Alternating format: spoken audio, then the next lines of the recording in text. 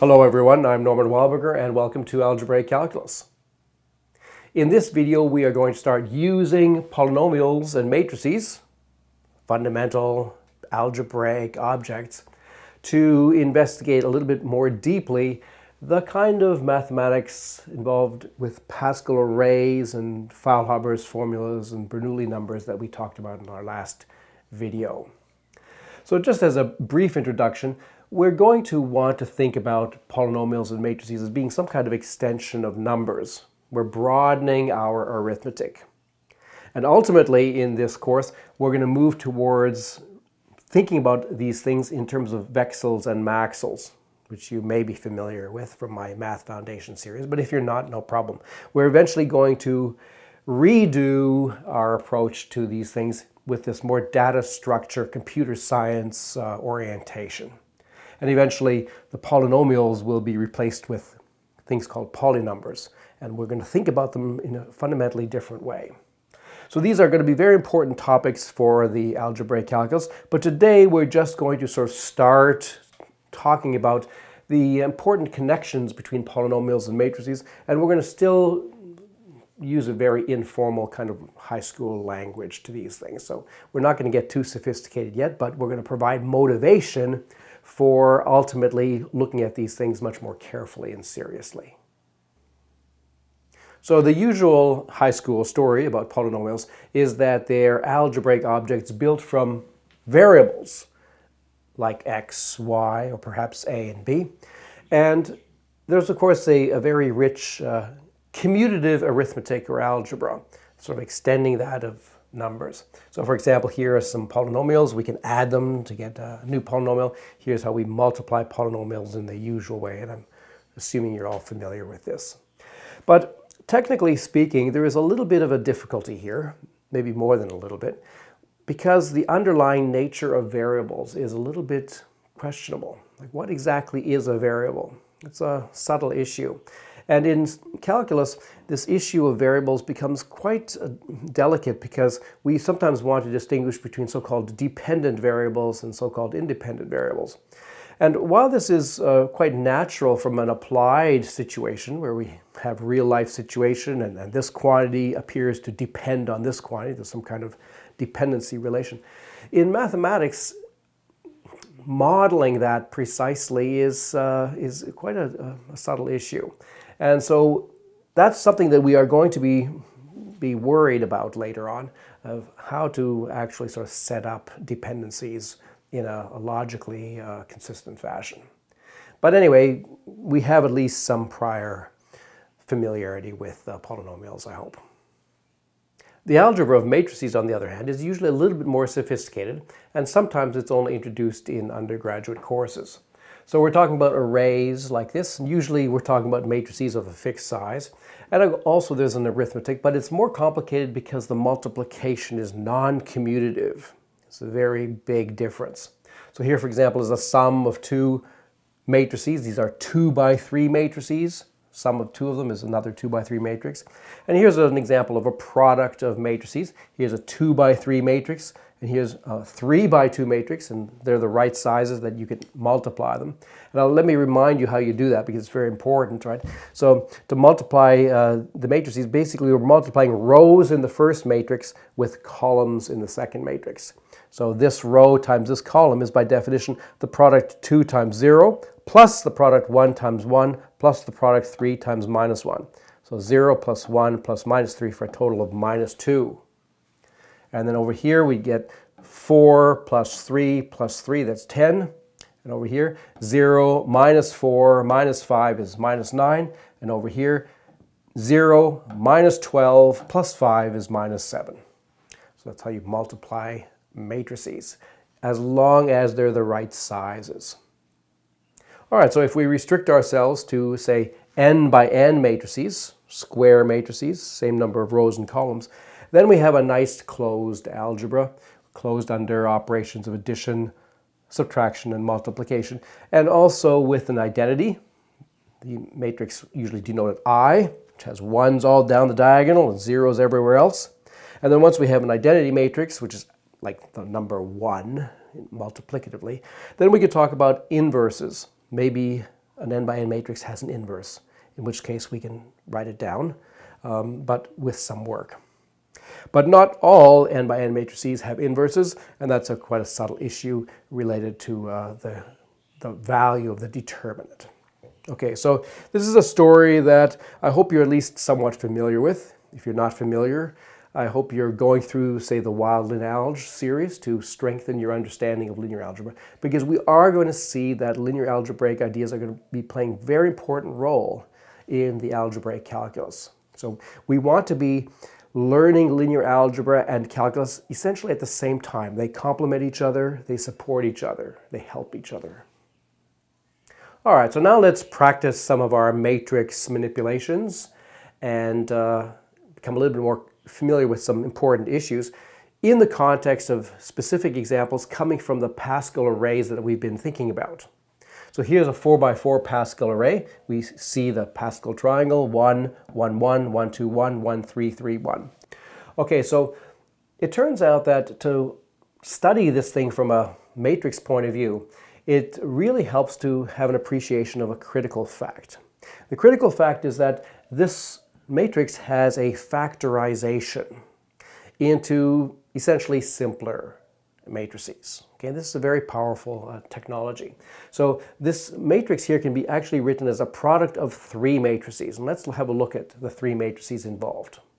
First of all, the one on the left and the one on the right are both very special. They are diagonal matrices. They've got zeros off the main diagonal, both of them. And the numbers that appear on the diagonal are, in fact, factorials. So that's 0 factorial, or 1. That's 1 factorial. That's 2 factorial, and that's 3 factorial. And the matrix that's appearing here is, in fact, the inverse of this one. The inverse of a diagonal matrix is particularly simple. It's just the diagonal matrix of inverses of the diagonal elements here. So the reciprocal of 1 is 1, the reciprocal of 1 is 1, the reciprocal of 2 is a half, the reciprocal of 6 is 1/6. So these outside matrices are very simple and easy to remember, and it's obvious sort of how to generalize them if we were going to go to a bigger Pascal array. Now, what ends up happening inside here? Here we have another matrix appearing, which is, a little bit like this one, except that the rows and the columns have been sort of renormalized. And what we get here is a matrix with ones along this diagonal, and then the diagonal just below it, the band obtained by just going down 1 from the main diagonal, has just ones along it. And then if we go down another band, we get a half along that diagonal there, and then a 6th. So again, we're seeing the factorials, or the reciprocals of the factorials, but now sort of expressed as constant values along the diagonal bands. So this matrix in the middle, this matrix which is constant along diagonal bands, is called a Toeplitz matrix. That's a general name for a matrix which has the property that it's constant along these diagonal bands. This is actually a special kind of Toeplitz matrix because it's only lower triangular. It doesn't have anything except zeros above the main diagonal. Now, this kind of matrix is a very nice kind of matrix because we can write it essentially as a polynomial in this particular matrix. So have a look at this one here. We might call it J. It's a bit like the identity matrix, except it doesn't have ones along the diagonal, it has ones along the subdiagonal, this band that's just directly below and to the left of the main diagonal. So if we call this matrix J, then it's an easy exercise to show that J squared, the square of this matrix, is a similar kind of thing with ones along the next diagonal band. And then J cubed will be a similar kind of thing with ones only along the next diagonal band, which is just this corner element. And that subsequently all powers of J are 0. So J to the 4th is 0. Now this is then a very nice situation because it means that we can express this Toeplitz matrix that's appearing here as a linear combination of just powers of J. All right, so this is going to be, this matrix here, let's call it E, is the identity matrix. That's the ones appearing along the diagonal, plus J, that's the 3 ones that you're seeing there, plus 1/2 of J squared, that counts for those two values, plus 1/6 of J cubed. In other words, this matrix here is a polynomial in J. So altogether, we have that the Pascal matrix, which is an absolutely fundamental kind of matrix for algebra and for calculus, has a decomposition in terms of a diagonal matrix D, its inverse D inverse on the right-hand side, and in between E, this Toeplitz matrix, which is just a polynomial in J. So we're exploiting the power of linear algebra and matrix arithmetic to obtain this decomposition, very pleasant decomposition of this important Pascal array or matrix. So if we are interested in the inverse of the matrix P, in other words, the inverse of D, E, D inverse, then the way matrix inverses work, if you have a product like this and you want to take the inverse, then you take the inverse of the last one first. So the inverse of D inverse is in fact D, and then the inverse of E, and then the inverse of this first one, D inverse. So D and D inverse we know all about. Those are just diagonal matrices we've already been talking about. And what about E inverse? So here's E, and here's its inverse. Now notice something, that this inverse is very much like E itself. In fact, in terms of the J matrix, it's identity minus J plus 1/2 J squared minus 1/6 J cubed. So it's almost like E, except that there's some minus signs which appear along this band and along this band. So now if we put all of this together, then we get that P inverse is equal to, here's the original P and its inverse, turns out to be this matrix here. Now I should say what is the effect of multiplying by a diagonal matrix on the left or on the right. So that's a very important kind of thing to know. So if you have a diagonal matrix and you're multiplying a given matrix by that diagonal matrix on the left, then the effect is to multiply the rows of the given matrix by the various diagonal entries. Okay, so if the third diagonal entry is 2, it means that when we're multiplying by this D, it means that the third row is going to be multiplied by 2. The whole and all of the entries are going to be multiplied by 2. And similarly, when we're multiplying by a diagonal matrix on the right, the effect is to multiply the columns by the diagonal entries of that diagonal matrix. So if the third column is, say, 1/6 or something, then it would mean that we would multiply the third column, each of the entries, by 1/6.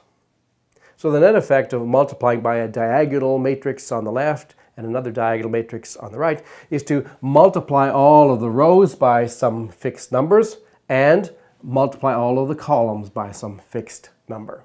So it's kind of a rescaling in the row direction and a rescaling in the column direction. And that's what we're doing when we're going from E inverse to P inverse, basically taking this matrix and multiplying the rows by the various factorials and multiplying the columns by the reciprocals.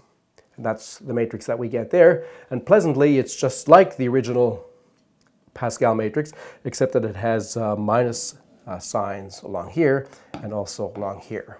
It's kind of alternating plus, minus. And pleasantly, these formulas generalize to the n by n case. You can check this. If we started with not a 4 by 4 Pascal array, but a 6 by 6 or 10 by 10 or anything like that, then we would essentially be seeing the same phenomena. The end result would be exactly the same. Now, when we're studying linear algebra, there are all kinds of transformations, operations that we can do at the matrix level. But none of them is as important as taking the inverse. All right, so the inverse is the dominant technology, the dominant procedure that you need to do linear algebra. And generally speaking, if you have a big n by n matrix, finding its inverse is a lot of work. And without a computer, it's seriously challenging. But in this kind of situation that we're talking about here, where we have these band diagonal matrices, it turns out that finding inverses is much simpler. And so I want to explain that a little bit more detail. So we've just looked at this matrix E that we had. It was a band diagonal matrix or a Toeplitz matrix, and it had this expression here in terms of this J matrix. And here was its inverse, which I told you it was this matrix, and here was its expression in terms of the J matrix. And I want to explain to you how you could have obtained this without actually doing any matrix arithmetic. It's really beautiful. Now, really what we only need here is polynomial arithmetic.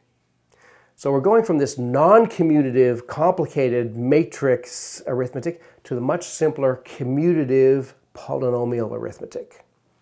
And why is that? So the claim is that if we take this expression in J and this expression in J and we multiply them, we're going to get the identity. Let's see why that is. So here's a polynomial in J, here's a polynomial in J. The only thing you need to know is that powers of J multiply in the obvious way. If you have J squared and you multiply by J cubed, you're going to get J to the fifth. Okay, so if we expand this out in terms of powers of J, what are we going to get? The I times I is I. What about powers of J? There's going to be an I times minus J, and there's going to be a J times I. They're going to cancel, so we're going to get 0J. How many J squareds are we going to have? Well, there's going to be a half J squared times I, so that's half. And then a J times minus J, that's minus 1. And another I times a half J squared, so another plus a half. So plus a half, minus 1, plus a half, that's 0. So 0 J squareds. How many J cubes? Well, there's a 6 there, a minus a half, plus a half, minus a 6. So they all nicely cancel. And we're going to get 0 J cubed. And then what about J to the fourth? Well, J to the fourth, you can check that the term is minus a half J to the fourth. And then there are additional terms. There'll be a J to the fifth term and also a J to the sixth term. But crucially, in this 4 by 4 situation, the J to the fourth is 0. So this thing here actually disappears because the J to the fourth is 0. And all the subsequent higher powers of J are also 0. So the end result is that the expression this times this is the identity matrix. And this is establishing that this actually is the inverse of this. And moreover, we could have obtained this just by working at the level of the polynomials. So you're given this, you want to write down an expression here so that the product is I. We could have obtained this, if we didn't know beforehand, by sort of doing it term by term, figuring out what the coefficient of J would have to be in order to get I, then what the coefficient of J squared would have to be in order, to get zeros here. So this is really a polynomial arithmetic computation that allows us to get the inverse of the matrix. Okay, so this is a very powerful sort of trick, perhaps, or idea that's very relevant to the Faulhaber formula situation. So in our last video, we were talking about these sums of powers of natural numbers. We call them S sub k. So S sub k was the sum from I equals 1 to n of I to the k, where k is, say, 0 or 1 or 2, etc. And we're interested in a formula for S sub k. And I showed you a somewhat novel technology that used linear algebraic ideas together with a telescoping idea of Pascal to essentially obtain formulas like this, that ultimately there's a matrix times some column of these sums, S0, S1, S2, S3, and then that equals the known powers n squared, n cubed, n to the fourth. And the matrix that's appearing over here is very much like the Pascal kind of matrix, but slightly, subtly different. Okay, it's not a full Pascal triangle. It's sort of, we've chopped off the diagonal of ones and shifted everything up. But otherwise, it's very similar. But there's also these minus signs that appear in every second diagonal. And so the essence of the computation turned out to be finding the inverse of this matrix. Okay, and I told you that, well, you could just get your computer to do that. But now I want to go a step further and show you how you could actually find the inverse without really having to do a lot of linear algebraic work, even for higher dimensional situations. And the key is to understand this matrix here in a very similar way to the way we've understood the Pascal matrix in the former slides. So let's have a look at this matrix. Let's give it a name. Let's call it Q. Okay, so there it is. And I want to factor this in a very analogous way to the Pascal matrix P that we did. And it turns out that you can do this. But it's slightly subtle. Okay, so what turns out to happen is that we can write this as essentially a matrix like this, which is also constant along these band diagonals. Okay, in fact, it has a very similar kind of thing. It's 1 along there, and then minus a half along this next band, 1/6 along the next band, minus 1/24 along the next band. So those are obviously the reciprocals of the factorials. Now, the diagonal matrices that appear here, these are both diagonal matrices, okay, are also similar to what we've seen before, except with a little bit of a twist. So here we have 1, 1, a half, 1/6, the reciprocals of 0 factorial, 1 factorial, 2 factorial, 3 factorial. And over here we have just factorials, but not starting with 0 factorial, rather starting with 1 factorial. It starts with the reciprocal of 0 factorial. Here we're starting with 1 factorial. So it goes 1 factorial, 2 factorial, 3 factorial, 4 factorial. Over here, we're going just down to 1/3 factorial. So there's an asymmetry here, a slight asymmetry between the diagonal matrix that we're multiplying on the right and this diagonal matrix that we're multiplying on the left. They are not quite inverses.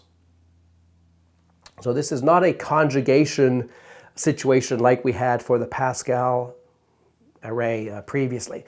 But nevertheless, it's still a very powerful decomposition, because these diagonal matrices on the left and right, they're very easy to deal with. And this thing here in the middle is much easier to deal with than this because it has this constant along diagonal bands property. So we'll be able to exploit the same kind of thinking that we did for the Pascal array, to analyze this thing and then analyze the inverse of the whole thing by figuring out what the inverse of this thing is. All right, so let's give this thing a name. This is the matrix B that's in the middle of that factorization that we have there. And now we're just writing it as a linear combination of powers of j. The identity minus a half j plus 1/6 j squared minus 1/24 j cubed. And now here's its inverse. Its inverse is also band diagonal. It's 1, the identity, plus 1/2 j plus 1/12 j squared plus 0 j cubed. And we can obtain this expression just from this expression by just doing polynomial arithmetic together with the same crucial fact that j to the 4th equals 0. So we're looking for an expression that when we multiply by the original one, that we end up getting just I. So we write down I, and here there's a minus a half j, so we better put a half j there so that the total number of j's when we multiply is 0. And once we've put in a half j there, then the number of j squareds is going to be, well, this is going to be 1/6 minus 1/4. So we're going to have to put a 12th here so that the total number is 0.